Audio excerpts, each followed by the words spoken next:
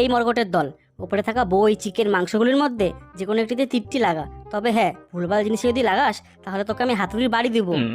কি রে শিয়াল, তুই তো মাংসতে তীর লাগিয়েছিস, তুই বইগুলো তো তীর লাগাতে পারলি না? তাহলে তোর অনেক জ্ঞান বাড়তো। আরে ডাইনি, আমার মাংসের অভাব, তার জন্য আমি মাংস নিয়েছি। তোমার জ্ঞানের অভাব, তুমি জ্ঞান নাও।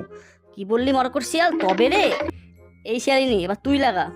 ধুরো, তো সব পাগলের দল এখানেই রয়েছে, এদের মাথায় তো কিচ্ছু নেই, সবাই খাবার নিয়ে পড়ে আছে, বই তো কেউ নেবেই না।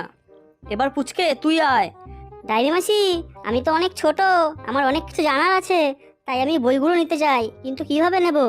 পুচকে, সবাই ভিডিওতে লাইক করে চ্যানেলটিকে সাবস্ক্রাইব করলে তাহলেই বলবো।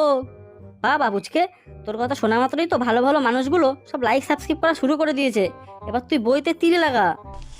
বাবা পুচকে, এবার তুই বইগুলো নে, আর সাথে এই মেয়ে ড্যান্সও দেখ।